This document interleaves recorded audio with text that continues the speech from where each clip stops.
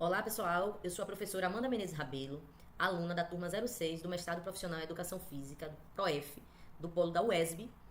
E hoje vamos conversar sobre uma questão fundamental para todos nós, professores de Educação Física, que são as principais problemáticas que enfrentamos no ensino da Educação Física escolar. Essa videoaula, faz parte da avaliação nacional da disciplina D01, que são as problemáticas da educação física. E durante esse bate-papo de hoje, nós vamos explorar os 6 desafios centrais que implicam diretamente no nosso trabalho em sala de aula e que também foram discutidos ao longo dessa disciplina. Preparei um mapa conceitual bem completo para nos guiar nessa discussão. Bom, observem aqui as 6 problemáticas que a gente vai discutir no nosso mapa conceitual e que com certeza estão presentes na realidade de muitos professores de educação física, se não todos, pelo menos uma delas. Então a gente vai falar sobre o abandono do trabalho docente, a relação da teoria e prática, os aspectos legais da educação física, a indisciplina e afastamento dos estudantes, as dificuldades no ensino do esporte e as questões de gênero. Então, acho que começando pela primeira problemática, que a disciplina trouxe para a discussão, que foi a gente falar sobre o abandono do trabalho docente, a partir de um texto de Fernando Gonzalez, que é Educação Física Escolar entre o rola-bola e a renovação pedagógica.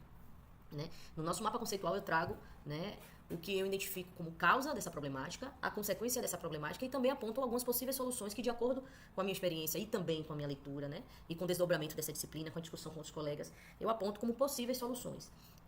Observa-se que na discussão dessas problemáticas, muitas das possíveis soluções, inclusive também as causas e consequências, elas estão interligadas, E a gente vai discutir um pouquinho sobre isso, e na verdade vai evidenciar isso ao final da discussão do nosso mapa conceitual. Mas voltando para a nossa primeira problemática, que é o abandono do trabalho docente à luz do texto de Gonzalez, ele traz essa questão do rola-bola, que é uma metodologia tradicional que com certeza todo professor de educação física já teve contato alguma vez na vida, seja na sua época enquanto estudante, seja conhecer algum colega, seja em algum estágio, mas com certeza todo professor de educação física sabe bem do que eu estou falando, dessa questão do rola-bola. Então o professor Gonzalez, ele aponta, e a gente também, enquanto docente que está ali no chão da escola, a gente entende, que o rola-bola é um problema. Ele é um problema porque ele representa a desvalorização da educação física enquanto disciplina. E aí, a partir disso, o que é que a gente precisa? A gente precisa de um investimento pedagógico, de uma renovação pedagógica. Então, adotar uma abordagem mais crítica que vincule a prática à reflexão. Eu aponto como causas a falta de formação crítica dos professores, a visão da educação física como atividade complementar e não como disciplina formativa. E dessas causas, o que é que a gente traz como consequências? A desvalorização da educação física no currículo escolar. Os alunos, eles não desenvolvem consciência crítica sobre o corpo e o movimento. E as possíveis soluções, quais são elas? Romper com os modelos tradicionais, Os modelos tradicionais a gente deixa para aquela parte da construção histórica da educação física. Está na hora da gente romper com esses modelos tradicionais, o investimento também na formação docente, sair dessa zona de conforto, e aí trago ela entre aspas, porque ainda assim eu não acho que é um lugar confortável, do esporte recreativo e assumir o seu papel na educação física, assumir o seu papel na formação humana e crítica dos estudantes. Então, a educação física ela deve formar cidadãos, com conteúdos diversificados e discussões sobre sociedade. Essa mudança ela não é do dia para a noite. Ela precisa, a gente entende que essa mudança é algo processual, que ela parte desse lugar de romper mesmo com esses modelos tradicionais, desse investimento da formação docente, dessa valorização da educação física, enquanto disciplina e integrada ao projeto educativo da escola.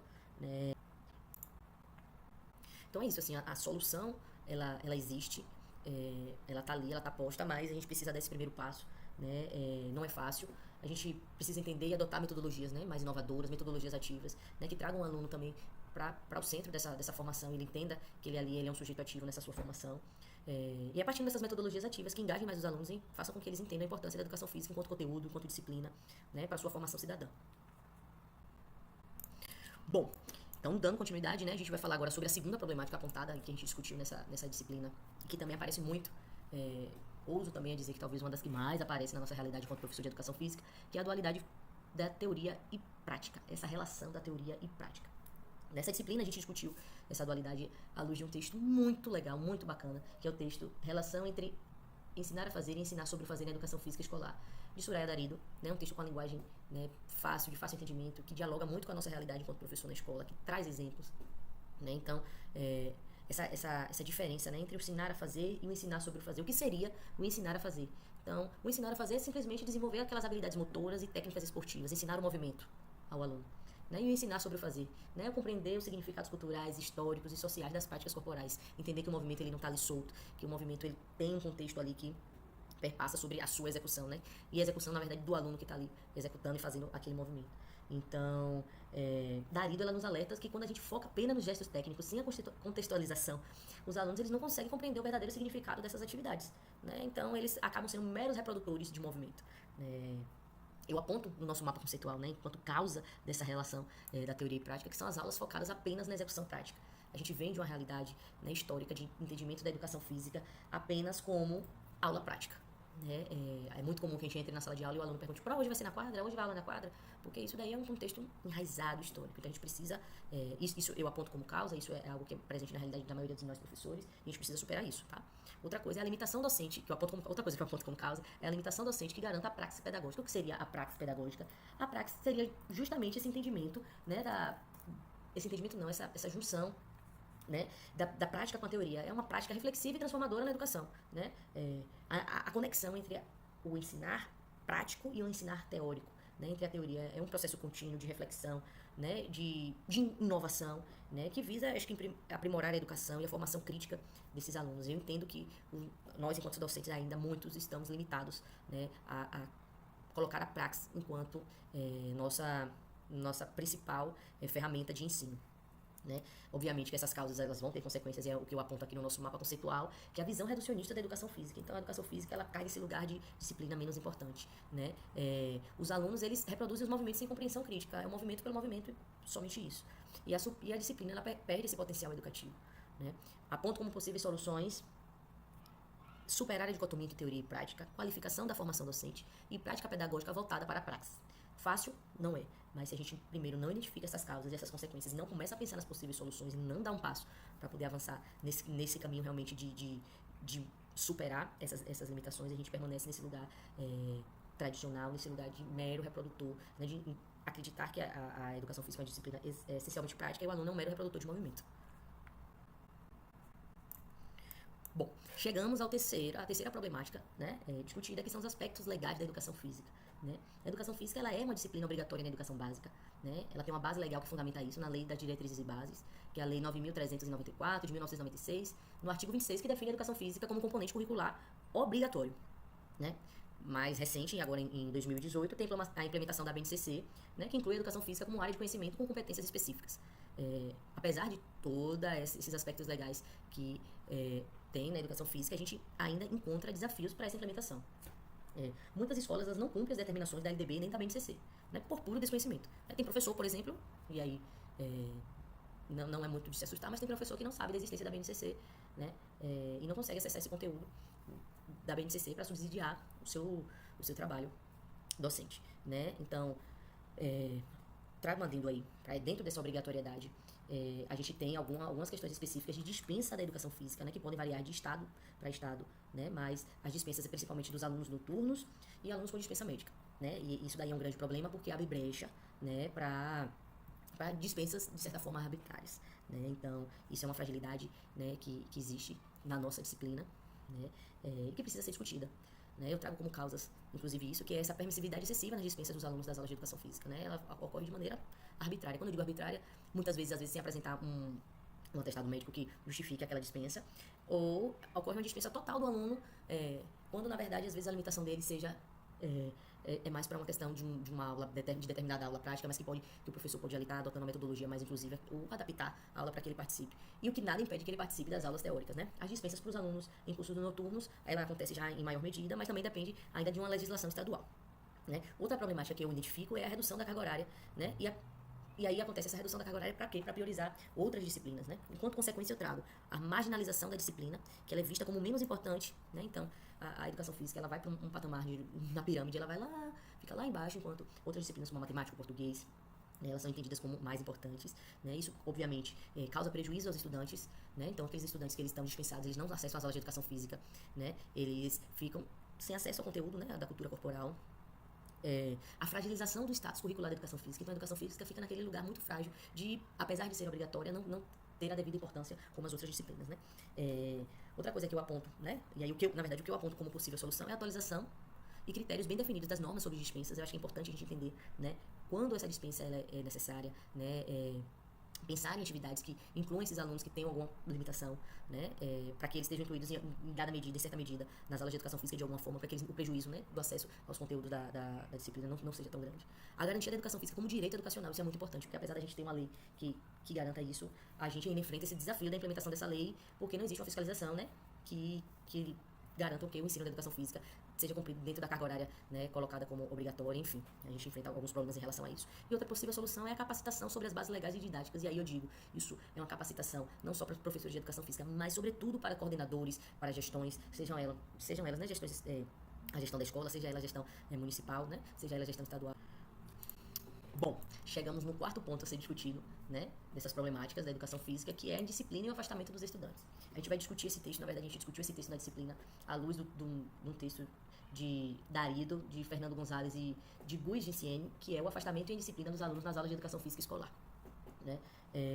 Geralmente isso acontece quando as aulas elas não dialogam com a realidade dos estudantes. Né? É quando esse modelo tradicional e esportivista da educação física, que tem como consequência a exclusão e a repetição, né? Obviamente ele vai gerar o quê? O afastamento e a indisciplina dos alunos. O que é que eu aponto e identifico enquanto causa, né? Metodologias ultrapassadas que fazem uso realmente desse modelo, que escancara, né, que deixa evidente, que legitima alguns comportamentos dos estudantes que, obviamente, ocasionam, né, e proporcionam e levam para esse lugar de exclusão e de afastamento dos demais. Conteúdos desconectados da realidade dos alunos, né? Então, eu ensino conteúdo ali, não trago sentido para a realidade daquele aluno. Exclusão dos alunos menos habilidosos, e isso acontece muito quando a aula tem um foco, né, esportivista, um foco no movimento, né, um foco nessa questão mais somente de movimentos técnicos, né? Então eu acabo de certo modo excluindo aqueles alunos ali que estão num processo de aprendizado, estão aquém ainda, né, de uma execução, né, tida como, entre aspas, ideal, né? E o reforço dos estereótipos de gênero. Tudo isso são causas que levam, né, a indisciplina e o afastamento dos estudantes. O que eu aponto como consequência?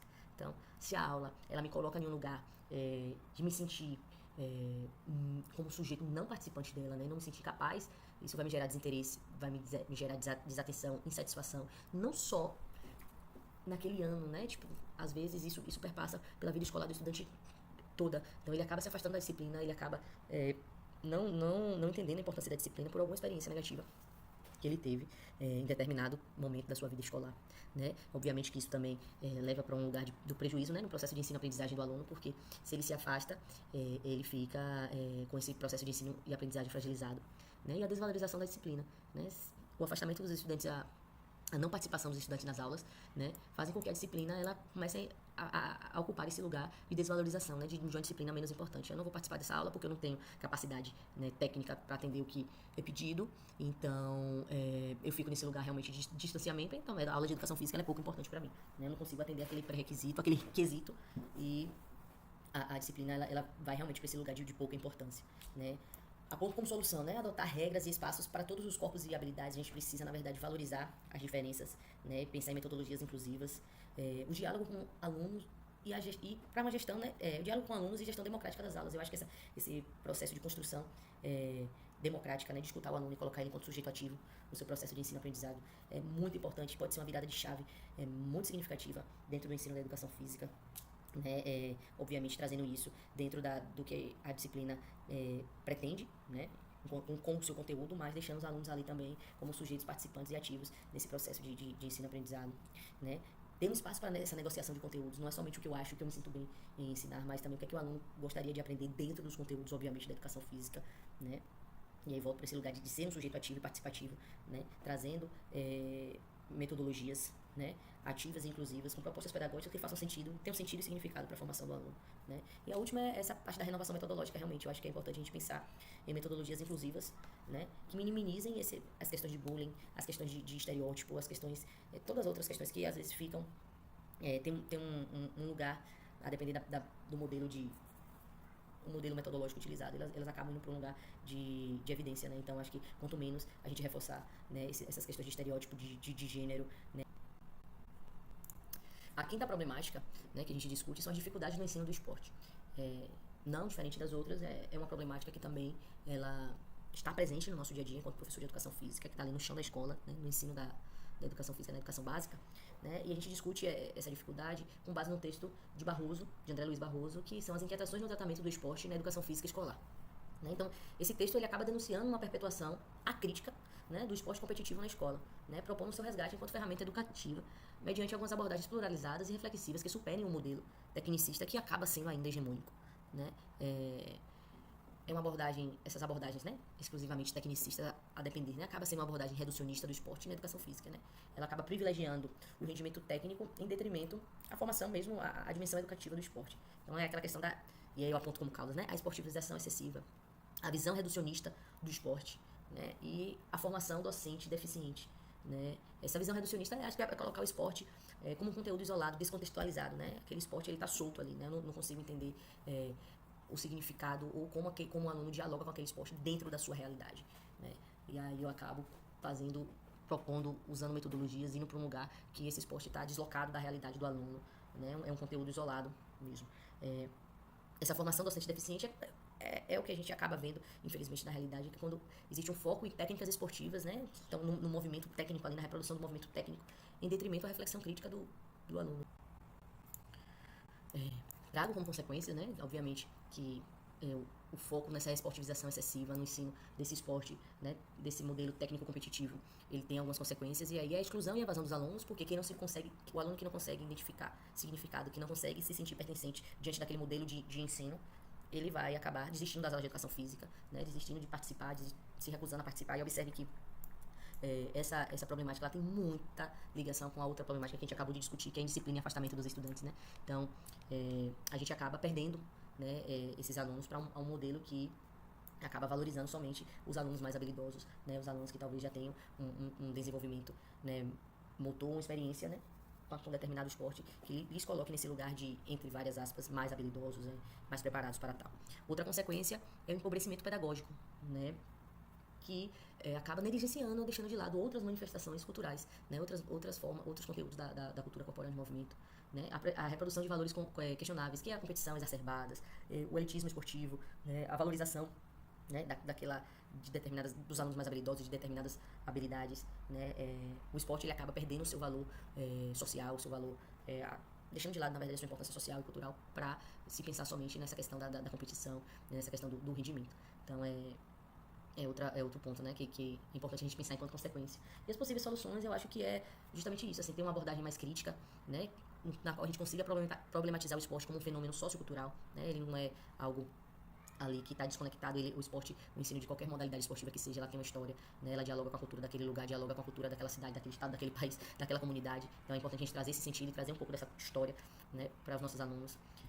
Outro ponto é essa diversificação metodológica, né, então incluir o ensino de modalidades alternativas, outras vivências cooperativas, né, deixar um pouco a competição de lado e trazer vivências cooperativas, né, adaptações de regras, que a gente consiga também incluir, né, os alunos nesse momento, né, de se pensar em outras regras para determinadas modalidades, para que a gente consiga incluir os diversos alunos que a gente tem na sala de aula, né, e abordagens pedagógicas mais pluralizadas, né, críticas e reflexivas. É importante a gente pensar nessa formação que a gente deseja oportunizar para os nossos alunos, né. Então, essa última problemática, né, que são as questões de gênero, essa discussão acerca das questões de gênero, a gente discute ela embasado, né, num texto, que é o texto de Osmar Moreira de Souza Júnior, que é Educação Física Escolar e a Questão de Gênero. Né? Acredito que não menos importante do que as outras, né, essas questões de gênero na educação física acabam evidenciando algumas questões referentes aos estereótipos, né? E como esses estereótipos limitam a participação de todos, acabam limitando a participação de todos nas aulas de educação física. Então, a educação física ela não deve se limitar a reproduzir as normas e padrões pré-definidos, mas sim a desafiá-los e a incentivar a reflexão crítica sobre eles. Essas questões de gênero, a questão de gênero é algo que perpassa, né, transversaliza, na verdade, uma discussão muito importante, para mim, uma temática transversal de todas as disciplinas. Né? Então, é importante discutir isso, trazendo para o lado da educação física, para o ensino da educação física, ter cuidado com as metodologias utilizadas, né, com o senso comum, né, que não é nada comum, né, do que existe brincadeira, jogo, brinquedo de menino e brinquedo de menino. Então a gente precisa, na verdade, desconstruir isso para a gente conseguir avançar e pensar em práticas, né, e tornar nossas práticas mais igualitárias, né, aponto como causas, né, esses estereótipos de gênero enraizados, né. Então, quais são esses estereótipos? Futebol é de menino, vôlei é de menina, né? Então a gente vem de uma sociedade com estereótipos muito enraizados e muito fortes que dividem o esporte, o jogo, a brincadeira, o brinquedo de menino e de menina. Então isso eu aponto como causa, né? Outra causa é uma estrutura patriarcal na escola, né? Então a gente vem na verdade, de uma sociedade patriarcal, e obviamente, se a gente não desconstrói isso em espaços como a educação doméstica e a educação escolar, a gente acaba tendo sérios problemas e na verdade, formando sujeitos que lá na frente, né, crianças que lá na frente vão se tornar adolescentes e jovens e adultos que vão reproduzir, né, essa estrutura patriarcal. Então, acho que cabe a nós também pensar que essa estrutura existe, mas ser um ponto de resistência, na verdade, e de desconstrução. As nossas aulas têm um ponto de resistência e de desconstrução dessa estrutura patriarcal, né? Outra causa que eu aponto, né, é a formação docente limitada.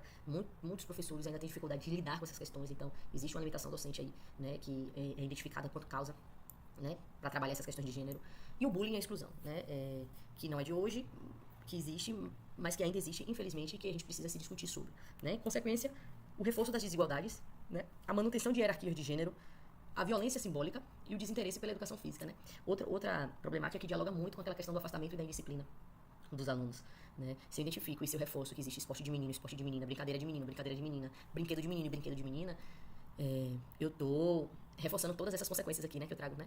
As desigualdades, a manutenção da hierarquia, a violência e o desinteresse pela educação física, né? Então é importante a gente discutir isso, né? Discutir esses estereótipos, discutir essa estrutura patriarcal. Volto a dizer, são temas, são fatores, são causas que elas não estão somente para a educação física, mas elas afetam também a educação física e também as nossas aulas. Então, se a gente não discute, se a gente não pensa, se a gente não se instrumentaliza para poder trazer isso enquanto ponto de discussão nas nossas aulas, ponto de desconstrução nas nossas aulas, a gente acaba reforçando, né, e deixando isso em um lugar que vai formar cidadãos que não são, com certeza, o que a gente acredita enquanto professor, né? Possíveis soluções são atividades que promovam a participação igualitária nas diversas modalidades, né? Volto para esse lugar. A gente precisa desconstruir esses estereótipos. Então, participação igualitária é menina vai jogar futebol da mesma forma que o menino vai, eles vão poder experienciar todas essas práticas e decidir qual, fora da escola, obviamente, eles vão querer ter uma vivência mais de perto, né? Enfim, vivenciar isso, praticar isso de uma forma mais definitiva na sua vida, enfim, para praticar essas modalidades. Mas é importante que a escola seja um espaço democrático, igualitário, que tanto meninas quanto meninos, né, consigam ter acesso a essas práticas. A problematização crítica inclusiva nas aulas. Então é importante a gente incluir e problematizar quando talvez algum aluno, ou quando algum aluno, ou algum outro professor, ou algum pai, né, questione isso. Acho que a gente precisa problematizar, a gente precisa discutir essas questões de gênero e garantir, né, essa inclusão nas nossas aulas. Outra solução é a formação docente. Se a gente não está preparado para discutir, se a gente não está preparado para lidar com isso nas nossas aulas, a gente está com a formação limitada. Então a gente precisa investir na formação docente para poder superar algumas dessas causas, né, que estão aí na nossa sociedade, não é de hoje. Adaptar esportes e práticas para incluir todos os corpos, né? Eu acho que isso aí é algo que é prioridade, na verdade, é obrigação nossa enquanto profissional, professor de educação física, não perder de vista essa solução trazida. Perceberam como tudo está conectado, apesar das problemáticas elas se dividirem, a gente trazer essa divisão em 6 problemáticas aqui, todas elas estão conectadas, sejam nas causas, nas consequências ou nas soluções, né? São problemáticas que estão presentes no nosso dia a dia, no ensino da educação física, na escola, não é de hoje, né? E não vai terminar também amanhã, né? É fundamental que a gente entenda que elas não existem isoladamente, né? Elas se alimentam e se relacionam mutuamente, né? Então, por exemplo, quando a gente supera essa questão do abandono docente, automaticamente a gente impacta positivamente na questão da indisciplina. Quando a gente trabalha as questões de gênero e a gente propõe práticas inclusivas, né, a gente também está combatendo o afastamento dos alunos, né? Quando investimos na formação docente e na renovação metodológica, a gente também está qualificando nossa prática e promovendo a valorização da educação física, além de estar oportunizando aos nossos alunos uma formação crítica e diferenciada. E eu acho que é esse caminho que a gente deve seguir. A gente não deve perder de vista, né? Quando a gente supera qualquer uma dessas problemáticas, automaticamente a gente ajuda a resolver outras. Eu acho que o convite que eu deixo hoje aqui, para você, professor, que está escutando, né, que está assistindo a nossa aula, qual é o passo diferente que você vai dar hoje para começar a superar alguma dessas problemáticas na sua realidade, né? Eu acho que esse processo de transformação da educação física escolar é um processo coletivo e que a gente precisa estar muito atento, né, e pensar em possibilidades para superar. Por fim, eu trago aqui as referências utilizadas, né, que embasaram a construção do nosso mapa conceitual, bem como as discussões, né, e o aprofundamento teórico para essas questões, né, que são de uma vivência tão prática, mas que é necessário essa discussão e esse embasamento teórico para a gente poder conseguir avançar. Agradeço a todos que assistiram, né, essa aula. Espero que uma sementinha tenha sido plantada, apesar de tantos questionamentos e de ter se discutido tantas problemáticas, que esse viés das possíveis soluções tenha despertado algum interesse em fazer mudança na prática docente, que por vezes é tão desafiadora, mas também pode ser tão esperançosa. Um abraço a todos.